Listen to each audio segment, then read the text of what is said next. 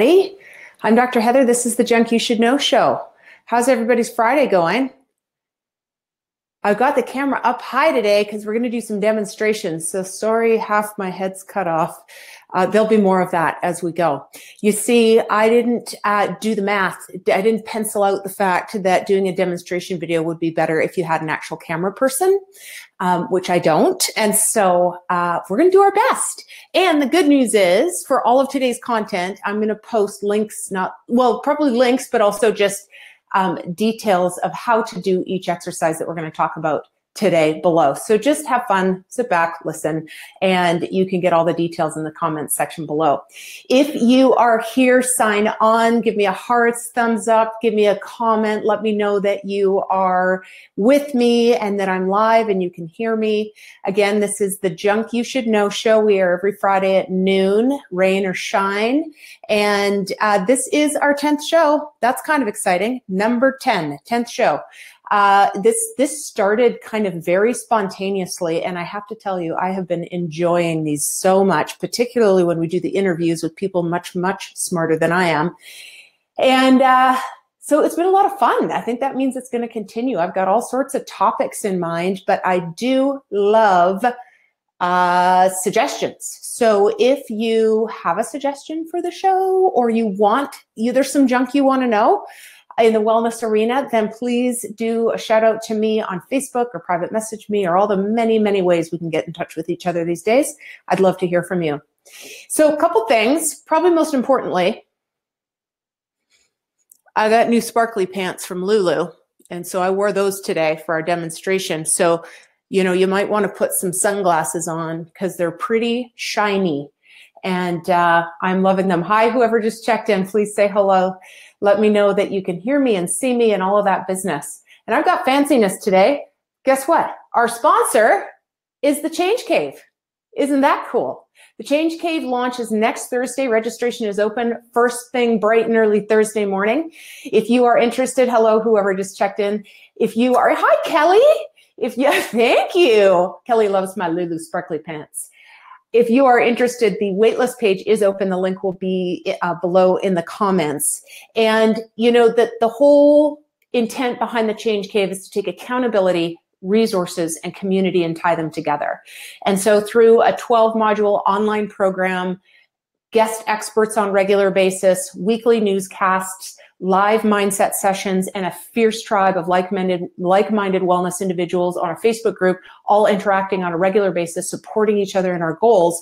That's what it's going to be all about. So even if you have the slightest bit of interest, put yourself on the wait list. That way you get the free digital journal if you end up pulling the cord on Thursday or anytime that week. And keep in mind that this is going to stay open, but Thursday to Thursday is bonus week. And that means we get 5 extra bonuses if you register during that week, the 15th to the 22nd. And those are all going to be talked about next week. There's some awesome guest experts. I've got 3 speakers. I've got a PDF on creating your own stairs circuit. So there's lots of really good goodies in the bonus section. So if you're just tuning in, I have to have half my head cut off because I'm going to be doing some demonstrations today. So sorry if that's a little bit weird. I was saying that I don't have a cameraman, or a camera person. So I've got to just make do with what I can do. And I will post all the directions to the exercises below. So we are talking about today a little conversation with your inner septuagenarian and what they would tell you if they said, hey, Kelly, or whoever else is watching, there are some things you should be doing right now to make sure that I am fit and strong, flexible, and mobile when I'm 70. And so we're going to get in and talk about that. Now, many, many of you know that our independence as elderly people is intimately linked to our physical fitness level and how flexible we are and how mobile we are. Many healthcare workers will tell you that the minute somebody comes in with a broken hip, who's an elderly person, it's a slippery slope downhill from there. And so trips and falls and spills and inability to get in and out of a chair and off a toilet seat and out of a car and inability to bend over and pick up a book and those sorts of things, we don't think much about it now, but it's what we do now that will invest in our ability to be independent, to live on our own as long as we possibly can, to not have to rely on others, to allow interaction and connection with our family members and our friends for as long as we can. So that's why we're talking about it today. Now, this content was originally published in Paleo Magazine. I wrote it for them near the end of last year. I'll put the link to that if you want to read the actual article. You can put the link to that below. And so we are going to get started. You should see my notes. Like, seriously, look at this. So we got a lot to go over today. I don't want to miss anything, guys. Oh, listen to this quote. Don't you love it when people quote themselves? This was a good sentence. I'm going to tell you it's straight from the article. Balance, coordination, flexibility, and strength are a commodity greater than any fat retirement portfolio. I'm going to say it again. It was so good. Balance, coordination, flexibility, and strength are a commodity greater than any fat retirement portfolio. Amen. And that is so true. And I've watched two parents die not very pleasant deaths. And I saw them slowly losing their mobility and flexibility. And I see it in lots of other elder people. So I do have a passion for getting folks in their 30s, 40s, 50s, and 60s to make investments now in all of that. And that's what we're going to talk about. So very simply, and this was not just me coming up with this. I consulted many experts, many trainers, many folks, and took the top 4 exercises. I couldn't take that down because guess what I got? Look, watch this. What are we going to do? We're going to talk about side planks is number 1. Now, clearly, I can't get down on the floor and still sees ya. And so we're going to talk about a side plank. I'm going to show you a picture of a side plank and tell you why it's important. A strong core is the foundation for everything else. Balance, coordination, flexibility, strength. If we don't have an integrated core, the rest of it doesn't matter, in my opinion. And a side plank is one of the strongest ways to build a bulletproof core. And it doesn't take a lot. If you took 4 minutes a day, and that's building up to 4 minutes a day, 2 minutes per side, and you started working on your side plank, just doing 20 seconds per side and build up to 2 minutes per side, you are going to have a really beautifully strong core. Lots of other things you can do too. But the side plank integrates the most core musculature of any exercise. And so how do we do it? Well, I'm glad you asked, because I've got this. See this guy? You know what I thought was funny is look at this. Doesn't it look like he's got his arm around his girlfriend? His imaginary girlfriend? Okay, side plank. Do you see that he's on his elbow? There's a couple key factors here you want to pay attention to. You can be on your elbow. You can also be on your straight arm. It depends.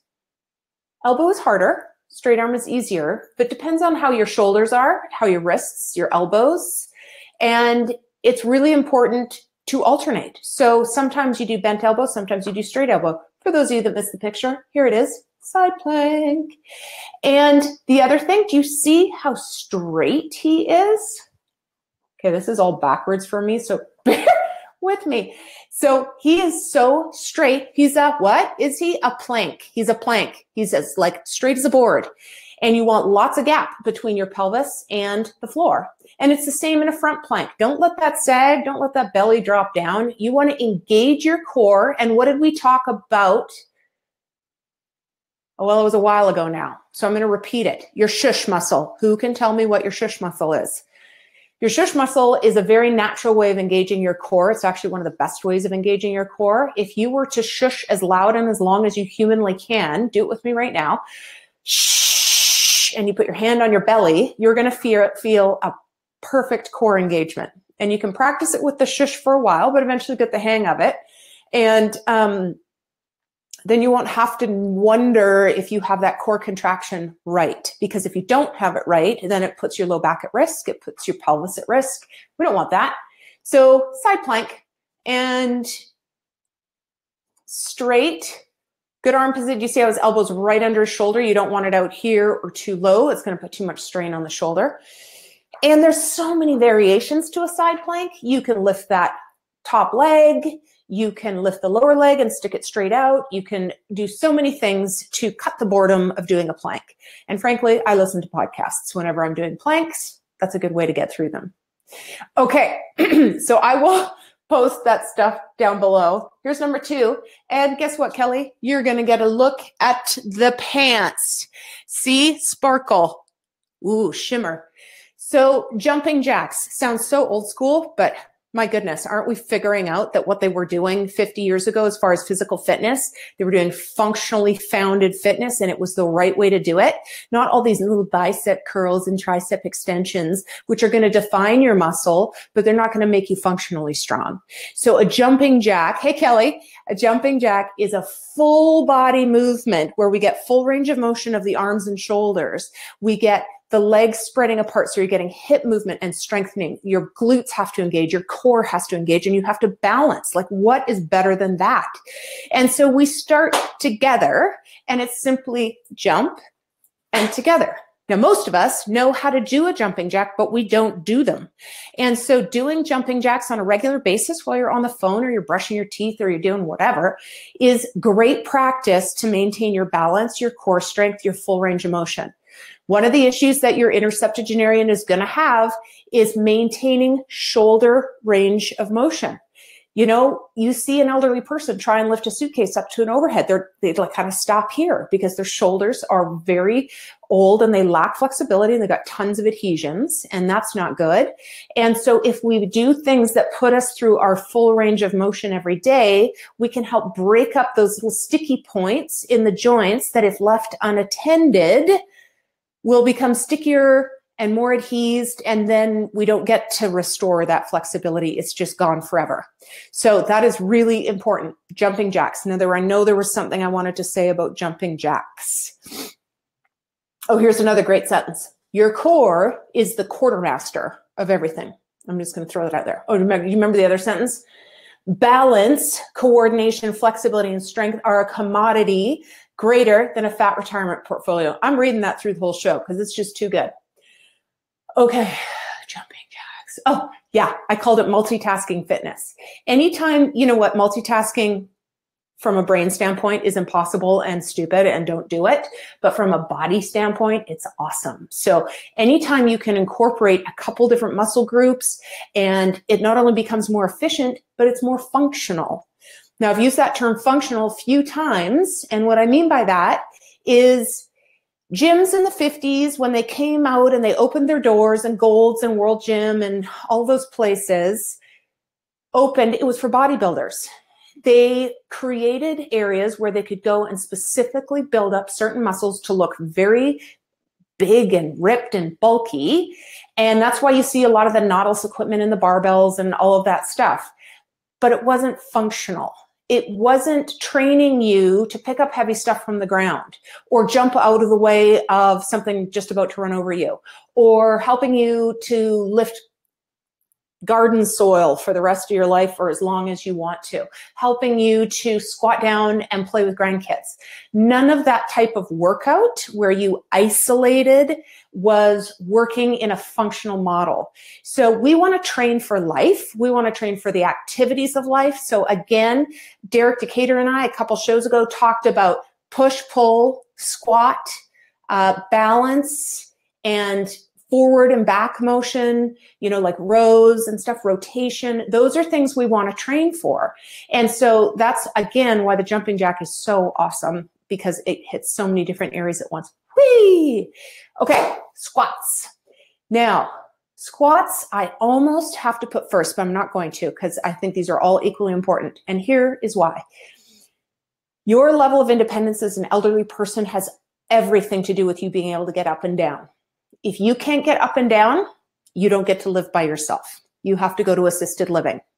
If you can't get up off a toilet, in and out of a shower, out of a car, off a couch, sorry, you're going to need help. And then your independence is gone. You don't get to live the life that you wanted to.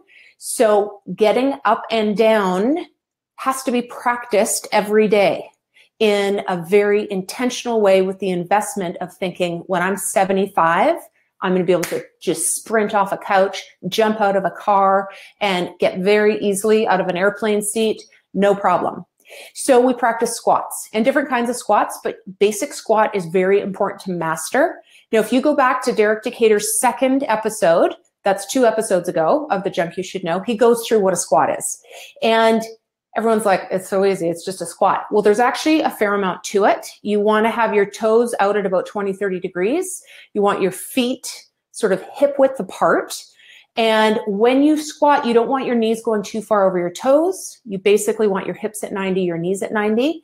But as he said, everybody's body is built differently. So it's important that you watch yourself in a mirror and that you have a knowledge of what the right way to do a squat is. So I'm just going to run through their performance stuff. Just make sure I didn't miss anything. Shoulder width apart, the feet, 20 to 30 degree angle. You drop your butt. The whole thing about a squat is engaging that butt. Guess what? I can squat down and come back up and not, my butt will engage, but not super thoroughly. So when you're doing them, once you hit that low part, squeeze that butt together and have it bring you back to standing.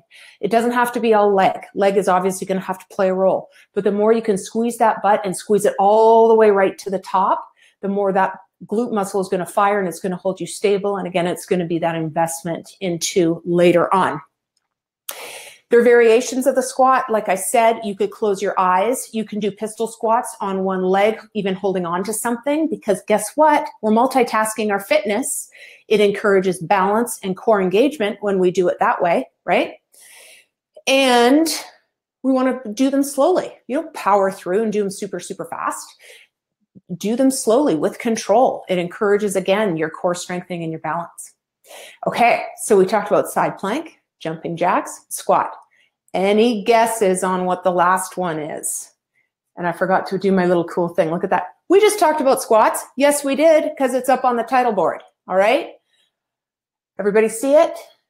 Okay, we're moving on. Overhead throw. I know that might surprise you.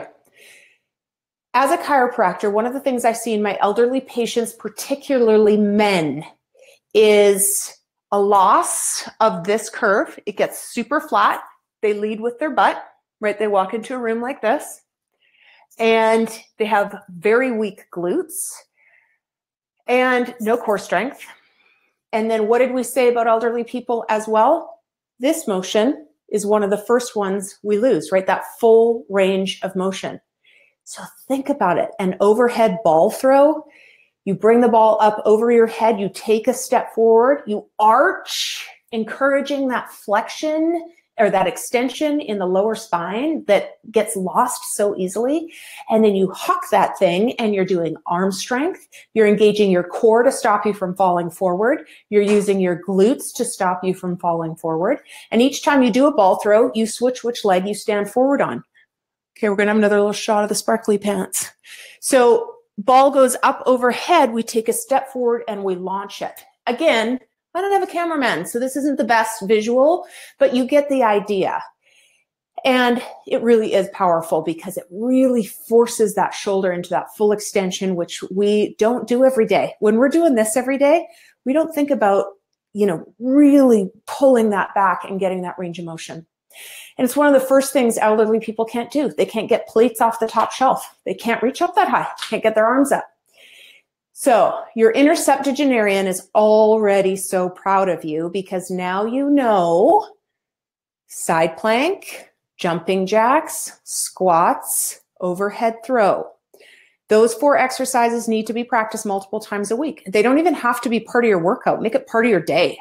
Make it part of what you do when you get up out of your chair, 10 quick squats. When you're leaving the bathroom, you can even just arms up and slap the door. Arms up, slap the door, just to encourage that nice arch in the spine. Side planks, watching TV, no excuse. Get down on the floor and just plank away. And then jumping jacks, I'm telling you, you're going to gain a lot of friends if you're doing those jumping jacks at the bus stop. Not kidding you. I think they're a big attraction factor. So jump away, and that is the 4 moves your inner septuagenarian wants you to be doing right now so that they can remain functional, independent, connected to their families, and just be better, healthier, higher potential person. Okay, who's got some questions? I think I have a couple. Do I have some things to go? Yeah, so I'm going to be posting each of those exercises below. I will also post the link to the waiting list for the Change Cave. Oh, here we go. Okay. Oh, there it is right there. So if you want to go and register, you can. To what? Oh, I don't know. The Change Cave. Are you guys seeing I'm having fun with this thing? It's never going to get old for me. I'm just telling you right now. I love it. That's it. That's all I got. I'm going to post a link to Derek Decatur's talk showing you how to do a proper squat. And I think that's it. So there will be lots of stuff in the comments. So don't forget, when you're finished watching this, just scroll through all that stuff down below. And thank you so much for tuning in. Please go and like the Well Fit and Fed page so you know when the Junk You Should Know show is live, and share this with your friends. I really am hoping to spread good wellness junk everywhere, and I would love it if you would share this with your friends and tell them about the show and tell them to tune in. That would be awesome. Kelly, thank you. You have a great weekend too. I miss you, girl.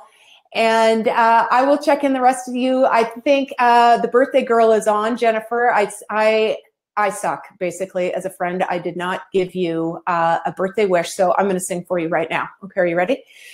Happy birthday to you. Happy birthday to you. Happy birthday, dear Jennifer. Happy birthday to you. Nobody else gets that. So I hope I've made up for the fact I didn't wish you happy birthday on your day. Okay, guys, peace out. Have a wonderful weekend. I will be back next week with Danielle Eaton talking about ways to get fit after baby. She has 3 of them, just had a new one, and she will just tell you a few simple ways to start to get back into fitness, and some of it may surprise you. We talk a lot about holding back. Okay, I'll talk to you guys later. Love you.